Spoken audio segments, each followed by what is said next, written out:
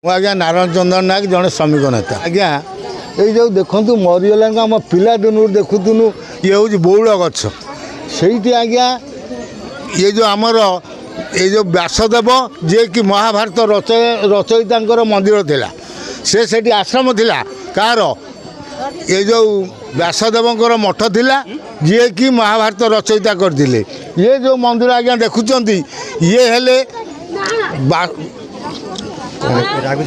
राघुजी गोसाई राघव गोसाई कहती ये हेले परम भक्त जो पर्यटन केन्द्र भाया खोली जाइंट किंतु एटा हूँ आज्ञा आगु हूँ आज्ञा 7टा जहाज बुड़ी जाइला से जो हृदय आम पिला बेले शुणुचु एटा जलपथ थिला आज्ञा ये जो देखुंत ये जलपथ थिला ये जलपथ ये जाए जोकोडिया पाखु देखिए जाजपुर जो जलपथर हेतु जानवाहन नाला जलपथरे बेपार वाणिज्य जो चलूला से दृष्टि यही जलपथ देकी जो जाजपुर बिंजारपुर सेकर आज्ञा भद्रक यही जलपथरे जाऊे से 7टा जहाज आज्ञा ये बुड़ी जाती बोलिकी आम पिला दिने आम वयस्क लोक ये आज्ञा माँ लक्ष्मी रुहती गुप्त गंगार जितेबले दुर्योधन परम भक्त हूँ माँ लक्ष्मीकर जितेबले कौरव पांडव युद्ध होता जितेबले कौरव माने अन्याय करूँ आस्ते आस्ते हारिले आसिकी दुर्योधन तांको भल पाऊा माँ बोली समर्थन करुवा माँ लक्ष्मी पाखे आज आश्रय नहीं लक्ष्मी कही तू जदि मो पाखे रही से पांडव वंश तुमर किसी क्षति करें किंतु भीम आईलाणी ये डाकव जदि तू 3टा रड़ी संभाली पारू दुर्योधन तू मो पुओ हिसाब से मु ते कथा दूची तू जदि भीमर 3टा रड़ी संभालू न जीवु ताने मु ते रक्षा करी तोर किसी कई करें किंतु आज्ञा दुर्योधन जहाँ से क्षेत्रीय छुआ जो डाक शुण जड़े आवाज दौ जा बोलिकी से आज्ञा बर्दास्त कर दुर्योधन लक्ष्मी गोड़ को कुंडे रहा गोटे जाक संभाला द्वितीय डाक आ संभाली पाराने जेहेतु से मान गोविंद दुर्योधन से बाहरी आईला यही आमर भीम बाड़े की जंग भांगी जाइए बोली आमे पुराण वर्णित आम लोक मान शुणुचु यही गुप्त गंगार लक्ष्मी माँ कतिरे आसिकी दुर्योधन लुचि थे आउ गोटे कथा भाई बर्तमान देखुं लोक समार आम एरिया जिते पुओ झील बाहा हमें बर कन्याकर आम नोल मकट आणिकी ये गुप्त गंगार पकाऊ कहीं ना जेहेतु गुप्त गंगार जदि नोल मकट पर कन्या बरंगर भविष्य उन्नति हुए यहाँ आज पर्यंत आमर अच्छी आम एरिया जदि कौ पुओ झील बाहे ताने वर्षक पर ता नोल मकट आणिकी गुप्त गंगार पकाती तांकर सुख शांति पाई ये है आज्ञा गुप्त गंगा कौन कहे जो व्यासनगर जो व्यास सरोवर होची जो महात्मा कथा कहते व्यास मुनि जो महात्मा गाथा अच्छी जहाँ व्यासदेव पीठ होती विषय कहे आज्ञा व्यासदेव आज्ञा आपड़ शुणिथे माँ जड़े केउटुणी से जड़े कैवर्त घर झी हेले व्यासदेव माँ आज्ञा यही देखुंत येटा है गोटे गोटे जलाशय जगह आ पाखे जोकोडिया पाटिया नई नागिची ये पाखरे आज्ञा आमर देखो माटिकर टिकर नेलीबारी मुंडुमाले ये सब आज्ञा केउट संप्रदाय लोक बेसी रुहती कहीं जेहेतु यहाँ जलाशय माछ धरियापाई केउट संप्रदाय लोक मैंने ये बेसी लोक रुहती जेहेतु ये व्यासदेव मठ थिला केउट घर झी कैवर्त घर झी जो आसीला व्यासदेव बापा संपर्क होता से कैवर्त औरसरू व्यासदेव जन्म होते तेणु यहाँ हूँ कैवर्त एरिया माछ धरियापाई कैवर्त मैंने बसवास करुले ये व्यासदेव मठ थिला आउ जितेबले यही आसुले से ये कथारे कहती जे व्यासदेव हेले कैवर्त ତାଙ୍କ ମା ହେଲେ କୈବର୍ତ୍ତ ଏହା ପ୍ରମାଣ।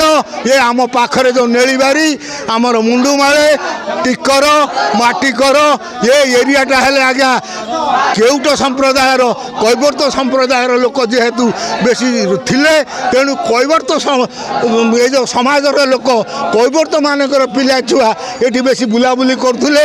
ଯାହା ହେଉ ନା କାହିଁକି କୌଣସି କାରଣରୁ ବ୍ୟାସଦେବଙ୍କ ମା ଜଣେ କୈବର୍ତ୍ତ ଘର ଝିଅ ହେଇଥିଲେ ସୁଦ୍ଧା ବ୍ୟାସଦେବଙ୍କ ବାପା ତାଙ୍କୁ ଭଲ ପାଇଥିଲେ। ତାଙ୍କରି ଔରସରୁ ଜନ୍ମ ହୋଇଥିଲେ କିଏ ବ୍ୟାସଦେବ। ଯେହେତୁ ବ୍ୟାସଦେବ ହେଲେ କୈବର୍ତ୍ତ ଘରର ପିଲା ତାଙ୍କ ମା ହେଲେ କୈବର୍ତ୍ତ। ଏ ମୋ ଜାଣିବାରେ ଆମ ବାପ ଗୋସାପଠୁ ଆମେ ଯାହା ଶୁଣିଛୁ ଆମ ସଂସ୍କୃତି ପରମ୍ପରା ଯାହା କହୁଛି ଏଇଟା। କିନ୍ତୁ ଯେତେବେଳେ ଭାରତ ମାତାର ଯାତ୍ରା କଳସ ବୁଲୁଥିଲା ଏ ଦେଶ ଯାକ ଆସିକି ଗୁପ୍ତ ଗଙ୍ଗାରୁ ପାଣି ନେଇଥିଲେ। କାହିଁକି ନା ଏଇଟା ସତ୍ୟ ଲକ୍ଷ୍ମୀ ଠାକୁରାଣୀ ଏଇଠି ଥିଲେ ଦୁର୍ଯ୍ୟୋଧନ ବି ଏଇଠି ଲୁଚିଥିଲା ସେଇଥିପାଇଁ ତାଙ୍କ ଜଙ୍ଗଭଙ୍ଗ କରାଯାଇଥିଲା ଭୀମ କରିଥିଲେ। ତେଣୁ ଯେଉଁ ଭାରତ ମାତାର ଯେଉଁ ଜଳ କଳସ ବୁଲୁଥିଲା ଦେଶ ଯାକ ସିଏ ବି ଆସିକି ଆମ ଗୁପ୍ତ ଗଙ୍ଗାରୁ ପାଣି ନେବା ଆମେ ନିଜେ ଆଖିରେ ଦେଖିଛୁ। ଯାହା ହେଉନା କାହିଁକି ସେ ବ୍ୟାସଦେବଙ୍କ ଧର୍ମ ବଳରୁ ଆଜି ଏ ଯେଉଁ ରାଘବଜୀଙ୍କ ଧର୍ମ ବଳରୁ ଆଜି ଓଡ଼ିଶା ସରକାର ଆକୁ ପର୍ଯ୍ୟଟନ କେନ୍ଦ୍ର ଡିକ୍ଲେୟାର କରିଛନ୍ତି। ଆଜି ପର୍ଯ୍ୟଟନ କେନ୍ଦ୍ର ହେଇଛି। କିନ୍ତୁ ଯେଉଁ କହୁଥୁନି ଜଣେ ପୂଜାରୀ ଯିଏ ତାଙ୍କ ବାପ ଗୋସାପ ଅମଳରୁ ତାଙ୍କ ପିଢ଼ି ଅନୁଯାୟୀ ଯିଏ ଠାକୁରଙ୍କର ସେବା କରୁଛନ୍ତି କିନ୍ତୁ ତାଙ୍କୁ ଟଙ୍କାଟିଏ ସରକାରଙ୍କର ଅନୁଦାନ ନାହିଁ। ମୁଁ ଆପଣଙ୍କ ମାନଙ୍କର ଅନୁଦାନ କରୁଛି। ଯିଏ ଠାକୁରଙ୍କ ପୂଜା କରୁଛି ସିଏ ଆଜ୍ଞା ଉପାସରେ ରହିକି ପୂଜା କରିବ କି? ତେଣୁ ସରକାର ଦୟାକରି ଆର ବ୍ୟବସ୍ଥା କରିବା ସହିତ ଏ ଯେଉଁ ପର୍ଯ୍ୟଟନ କେନ୍ଦ୍ର ଆମେ ଦେଖୁଥିଲେ ବହୁତ ଜାଗାରେ ପର୍ଯ୍ୟଟନ ହେଲା ପରେ ଆଉ ତା'ର ରକ୍ଷଣାବେକ୍ଷଣ ନାହିଁ। ଯେ କଣ୍ଟା ଗଛ ଘାସ ଜଙ୍ଗଲ ବଢ଼ିଗଲାଣି। ସରକାର ତୁରନ୍ତ ବ୍ୟବସ୍ଥା କରନ୍ତୁ ପରିଷ୍କାର ପରିଚ୍ଛନ୍ନ କେମିତି ହେଉ ଆଉ ପର୍ଯ୍ୟଟନ କେନ୍ଦ୍ରର କେବଳ ଉନ୍ନତିରୁ ଉନ୍ନତି ଘଟୁ। ମୋ ନାଁ ଗୌରାଙ୍ଗ ଦାସ ଆମେ ଏଠିକାର ପୂଜାରୀ। ଦେଖନ୍ତୁ ଇଏ ହେଲା ବ୍ୟାସ ସରୋବର। ଆମର ଯେଉଁ ଗୁପ୍ତଙ୍ଗା ଅଛି ଏ ଗୁପ୍ତଙ୍ଗାରୁ ବହୁତ ଆଡ଼ୁ ଲୋକ ଆସିକି ପାଣି ଉଠାନ୍ତି। ତାପରେ ଆସ୍ତେ ଆସ୍ତେ ଲୋକ ବି ବଢ଼ୁଛନ୍ତି ବର୍ଷକୁ ବର୍ଷ ଲୋକ ବି ବଢ଼ୁଛନ୍ତି।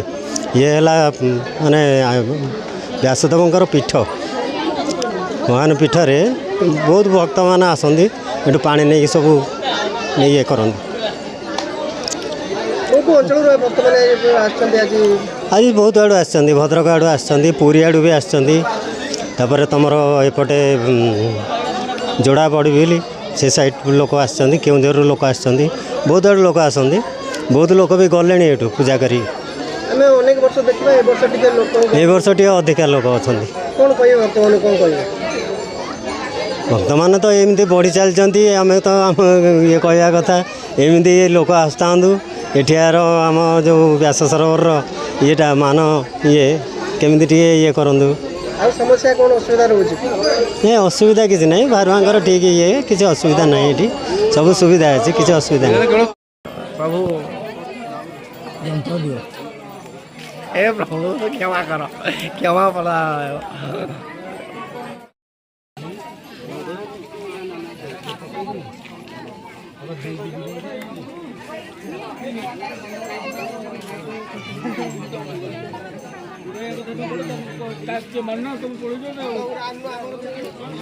ଅପରାଧ କମ